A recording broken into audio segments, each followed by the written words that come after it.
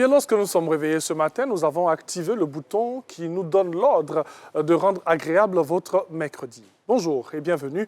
Vous êtes dans Matin Bonheur. Aujourd'hui, nous allons essayer de vous faire plaisir et ce jusqu'à 7h30. On va essentiellement parler éducation aujourd'hui parce que nous sommes mercredi tout simplement. On va aussi vous donner des astuces avec Larissa Ouattara, très endimanchée et très belle ce matin dans ce studio. Bienvenue à tous et à toutes.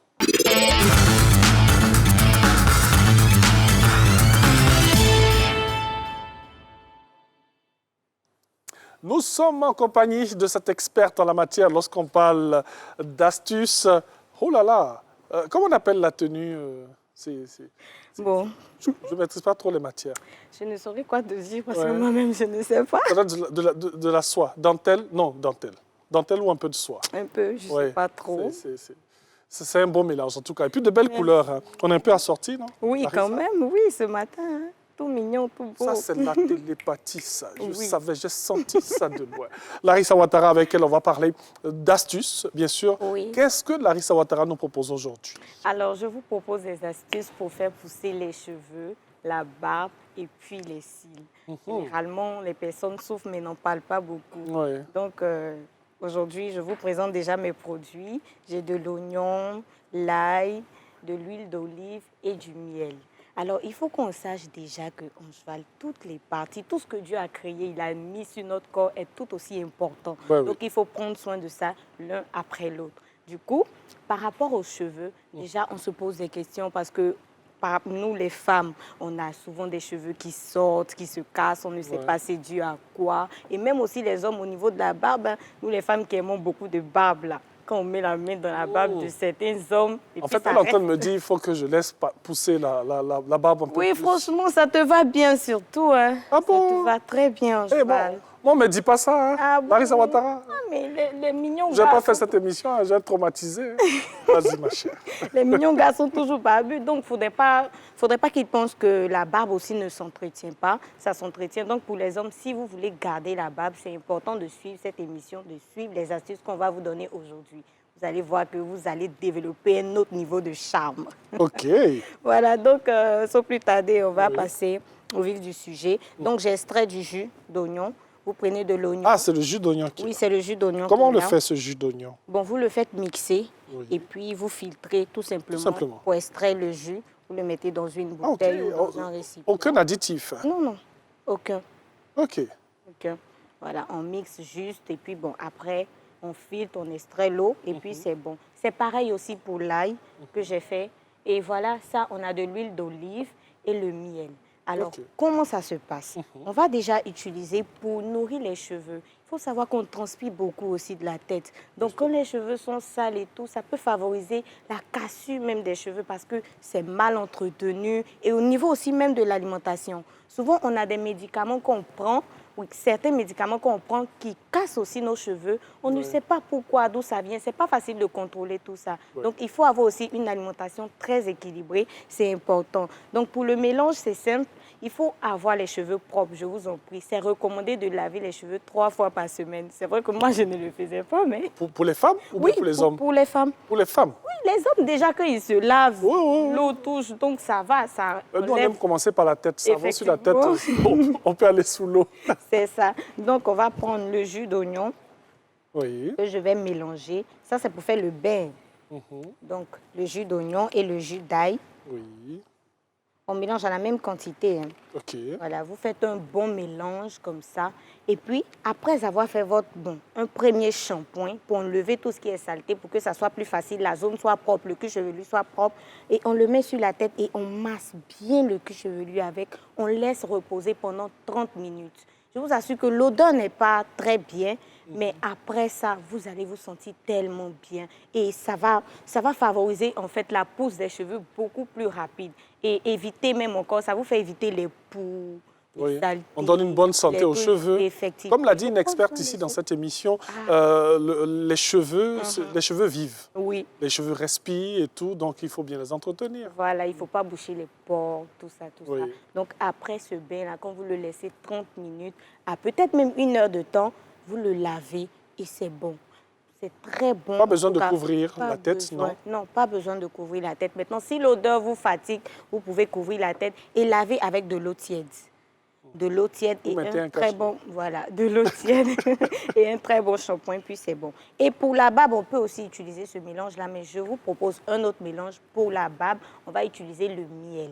Le miel avec du jus de l'ail. C'est Ok. très bon. C'est vrai que l'odeur aussi dérange. Ah oui. En fait, depuis Larissa parle, moi, c'est le mélange de la main qui me fatigue, Oui, même l'odeur et tout. effectivement. Parce que oignon, ail. Mais ce sont des choses qu'il faut faire le soir. Hein. Oui. Le soir, bon, pour ceux qui ne sont pas mariés, il ne faudrait pas que l'odeur fatigue monsieur dans la chambre. Donc voilà, il faut prendre le miel et aussi le jus de l'ail. On le malaxe bien au niveau de la barbe. Tu sais, on va souvent même dans les barbes, là. Les hommes qui aiment beaucoup garder les barbes ont des croûtes. Oui. Il y a des boutons, il y a des croûtes. C'est parce qu'on ne voit pas. Mais nous, les femmes, on est un peu curieuses là. Quand on met la main dedans, on peut sentir tout de suite. Donc, il faut prendre soin de la barbe, peigner et s'hydrater.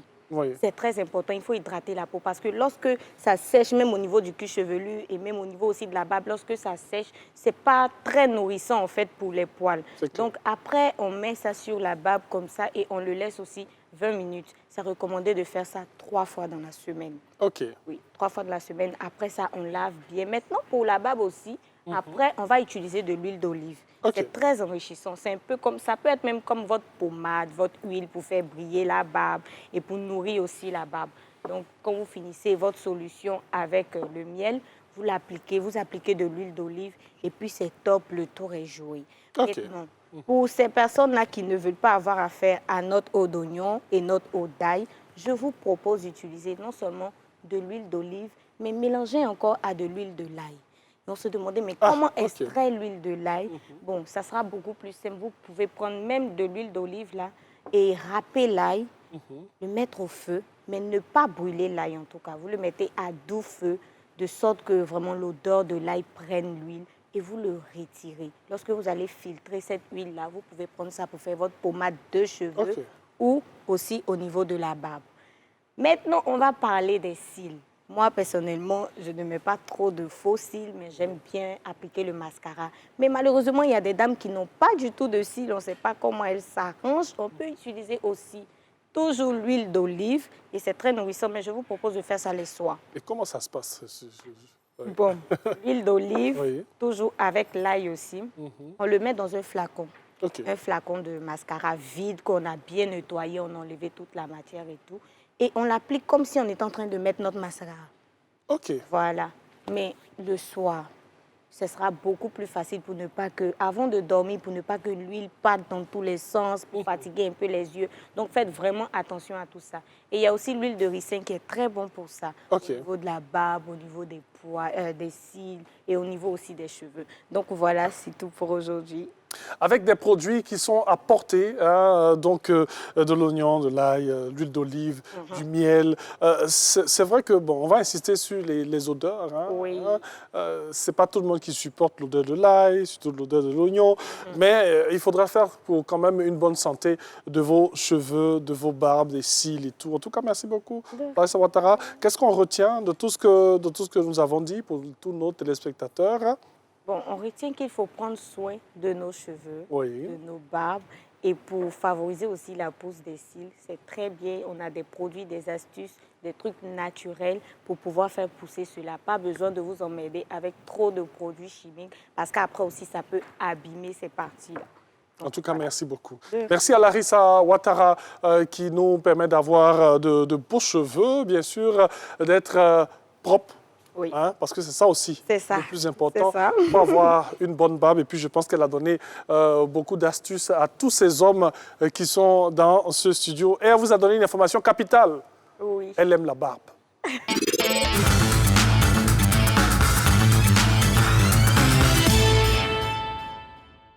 Ce sera une autre manière d'éduquer, d'apprendre et de comprendre. Nous allons, à travers notre sujet de ce jour, penser à toutes les personnes qui sont très malades que ce soit à l'hôpital, que ce soit aussi à la maison. Ces personnes-là ont besoin d'autres personnes, des parents, des proches, des amis, des connaissances à leur côté pour les accompagner, bien sûr, dans ces moments qui sont très difficiles. Alors aujourd'hui, quel est le rôle crucial des accompagnants de grands malades? Il a les astuces et il a le secret et il a toutes les informations pour nous et pour vous. Le docteur Frédéric Zabidjo, comment allez-vous? C'est très bien, merci Dieu. Allez-y, juste au milieu. C'est un plaisir de vous recevoir chez vous. Hein. Moi aussi, je suis très content. Oui. Bonne fête des mères à toutes les mères autour de vous. Merci infiniment. Je suis parent actuellement. Comment? Parent, je suis parent. Et un papa qui joue le rôle de maman quelquefois. Ah, ok. On salue tous les parents qui nous regardent. Alors, aujourd'hui, c'est un sujet, on n'en parle pas beaucoup, mais c'est très important. Le rôle crucial des accompagnants de grands malades. Un petit mot là-dessus avant qu'on ne commence. Vous nous dites qui sont ces accompagnants et quel est leur rôle? Très souvent, ce sont des personnes qui sont laissées pour compte, des personnes qui sont royalement ignorées dans les familles, des personnes qu'on néglige parce qu'ils ne sont pas directement concernés par une maladie qui mobilise. Donc, on a le regard braqué sur le malade, on a les yeux braqués sur le malade, on a les poches tournées vers le malade. Mais la personne qui est à côté du malade, qui sacrifie sa vie, qui sacrifie son temps, qui sacrifie ses énergies pour le bien-être du malade, très souvent, est laissée pour compte. Et il développe à partir de là des pathologies psychologiques, il développe à partir de là un mal-être. Et c'est normal qu'on en parle en fait.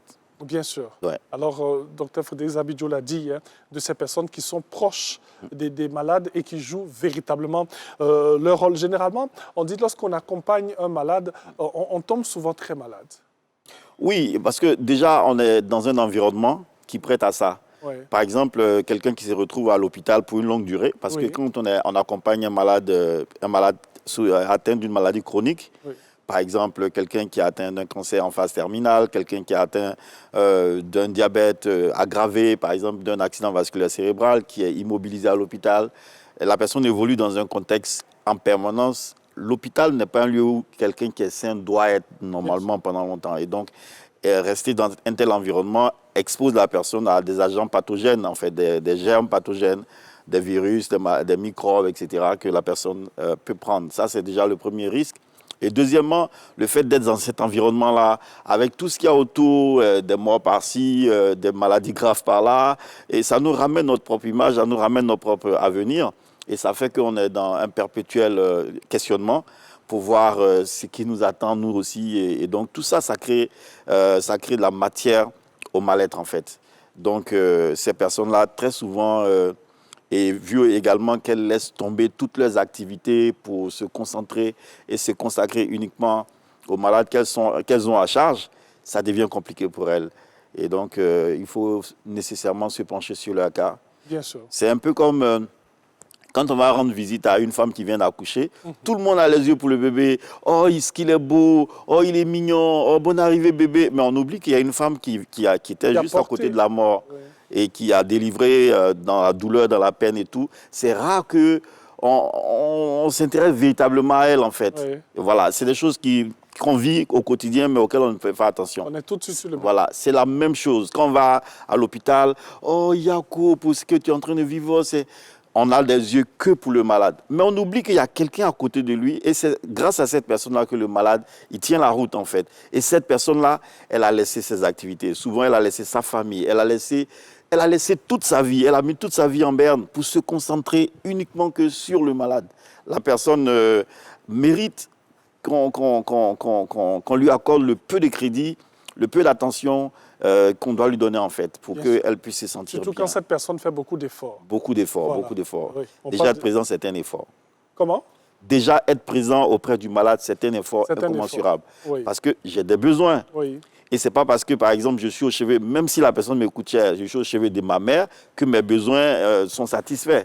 Ils m'attendent.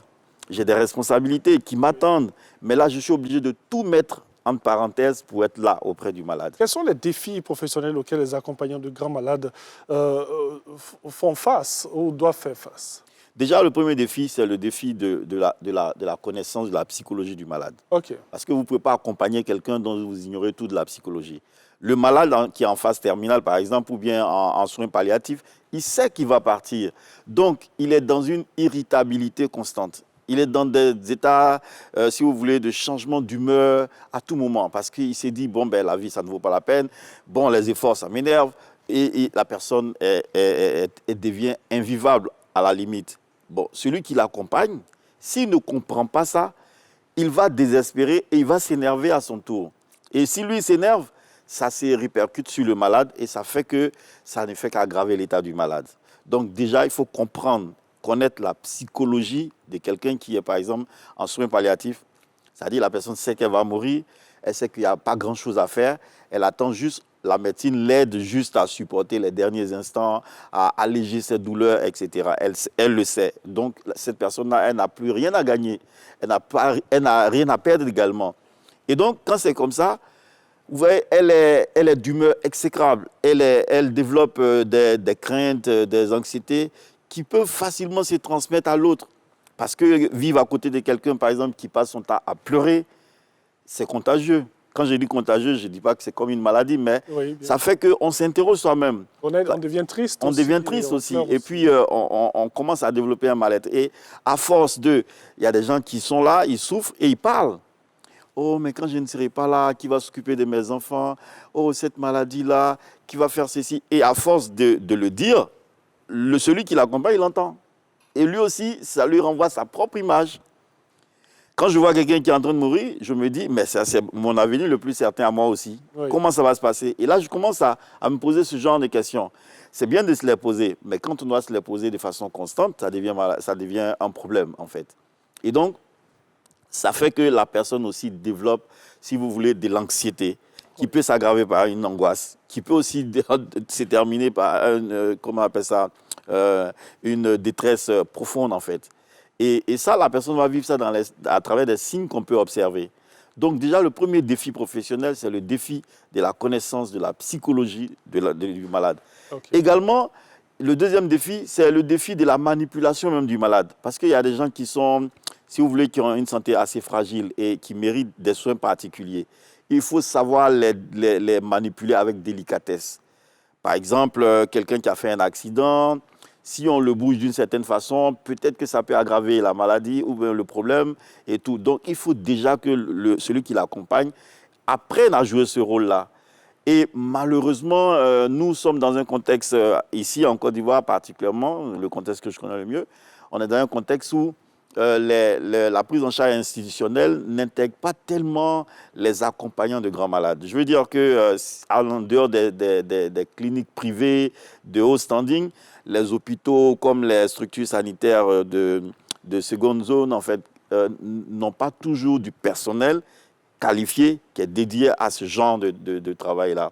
Et du coup, c'est quelque chose qui est fait par les parents. Parents qui ne sont pas formés. C'est fait par un frère, une sœur, un cousin, la maman, le fils, etc. Et donc, ces personnes-là ne sont pas qualifiées et du coup ne connaissent pas les techniques élémentaires, par exemple, de secours, de sauvetage, etc. Ça devient problématique. Et puis, à la fois physiquement, c'est épuisant. Imaginez quelqu'un qui mesure 1,80 m, qui pèse peut-être, je ne sais pas moi, 90 kg, et qui est paralysé, qu'il faut que vous souleviez, que vous aidiez à se redresser, que vous aidiez, par exemple, à marcher, à aller, par exemple, aux toilettes, que vous devez aider à faire ses toilettes, à faire au quotidien, chaque heure. Et ce n'est pas un travail d'une demi-journée, c'est un travail de tous les jours.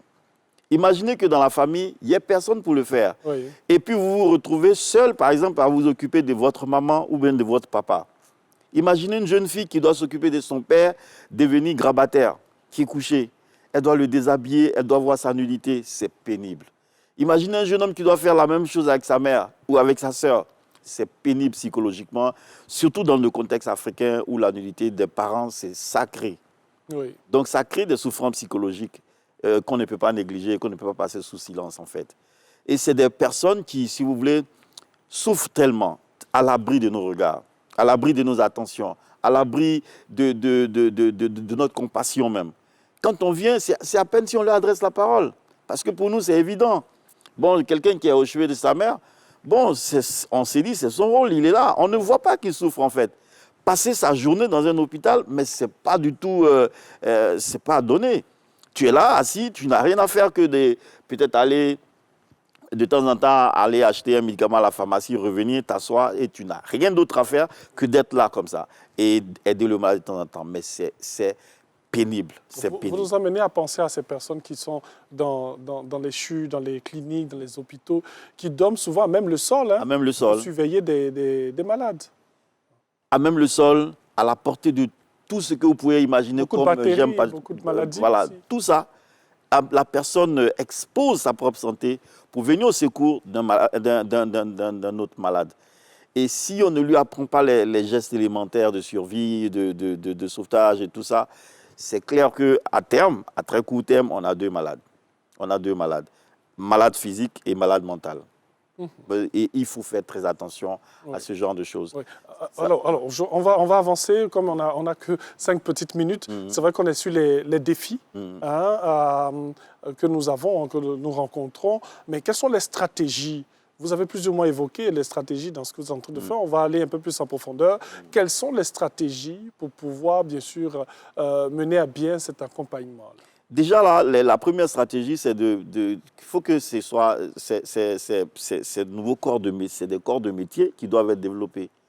Il faut que nos dirigeants se penchent sur ces questions-là. Enfin, je parlais du ministère de la Santé ou bien alors de ces structures, qu'on se penche sur la question, qu'on comprenne que les gens qui sont devenus grabataires, qui font des maladies chroniques dont la prise en charge est onéreuse et s'étiole dans le temps, il faut qu'on comprenne que ces gens-là ont besoin d'accompagnement dans les structures publiques. En Europe, ça se fait. Ça se fait en Europe, mais ici, ce n'est pas évident. Il faut un parent à côté du malade. Ce n'est pas normal, ce n'est pas le rôle du parent. Le parent n'est pas formé à ça. Donc, il faut que ce soit un corps de métier où on forme des jeunes pour leur donner de l'emploi, où on forme des personnes pour leur donner de l'emploi. Des personnes formées à ça qu'on peut utiliser dans les hôpitaux, par exemple. Ça, c'est déjà la première stratégie à mettre en place pour que ça se passe dans de bonnes conditions. La deuxième chose, c'est que en permettant ces genres de formations-là, on libère des emplois, en fait, on crée des emplois. Oui. Et donc, il faut s'engouffrer dans ces choses-là. C'est très intéressant ce que vous êtes en train de dire. Une société normale et bien, c'est une société qui prend soin de ses maillons faibles. Et les grands malades font partie des maillons faibles de la société.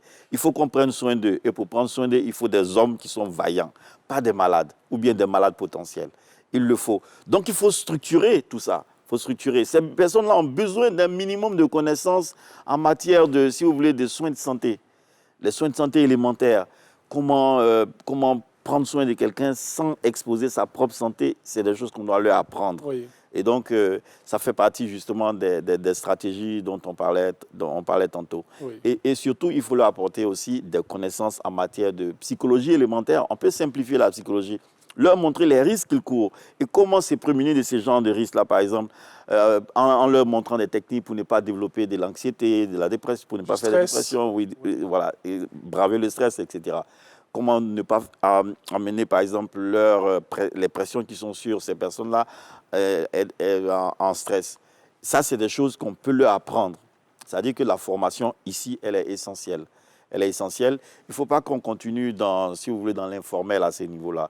Parce que, sans le savoir, on fragilise le corps social. Oui, bien sûr. Voilà, avec ces personnes-là qui vont aussi à leur tour attraper des maladies qu'on aurait pu éviter. Voilà, justement. Parce que moi, j'aime mon parent. Et l'amour de mon parent fait que quand il y a la maladie, il faut que je me déploie, si je n'ai pas le choix. Il faut que je me déploie. En me déployant, je laisse tomber ma vie à moi, en fait. Et je l'expose. Il faut que l'État, les structures publiques prennent ce problème-là à bras le corps et puis essaient de donner le minimum de formation dont les gens ont besoin, en fait. Bien sûr. Alors, vous allez nous dire, dans ce dernier chapitre, c'est vrai que, pour l'instant, certaines dispositions ne sont pas prises pour se pencher véritablement sur cet état de fait. Mais comment gérer le stress? Comment gérer l'épuisement? On est déjà dedans.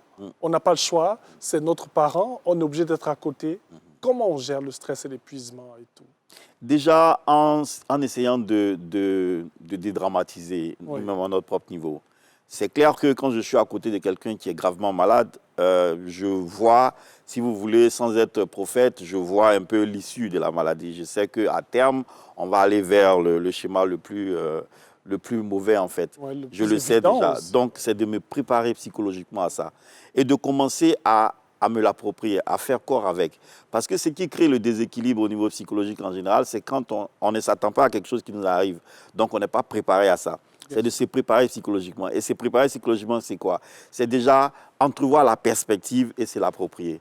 C'est clair que c'est ma mère, elle va partir, je le vois, je le sens, je la sens partir. Quand elle va partir, comment est-ce que les choses vont se faire? Il faut que je commence à y penser. Bien sûr. Et en le faisant, quand le schéma va se présenter, je serai déjà un peu préparé plus ou moins et ça va éviter, si vous voulez, des chocs inutiles en fait. Bien sûr, on va aller dans le centre. Docteur Frédéric Zabidjo, avec qui on a parlé aujourd'hui du rôle crucial des accompagnants de grands malades. J'ai dit, on pense à tous ces malades qui sont, que ce soit à la maison, dans les hôpitaux, mais on pense aussi à ces personnes qui sont à côté de ces malades. Et oui, c'est vrai que ce n'est pas évident, mais lorsque vous avez quelqu'un qui est très malade, qui est mal en point, il faudrait des personnes autour de cette personne, surtout les bonnes personnes. En tout cas, merci beaucoup à vous, Dr Frédéric Zabidjo. Ça a été un véritable plaisir. Plaisir aussi d'avoir été avec vous sur RTI 1 pour Matin Bonheur. Excellent mercredi à tous et à chacun. On fait un petit coucou à Ozoa Rebecca qui a un an de plus. Elle nous suit depuis Yopougon. Que Dieu vous garde. N'oubliez jamais de le mettre au centre de tout. C'est le seul qui gère. Au revoir.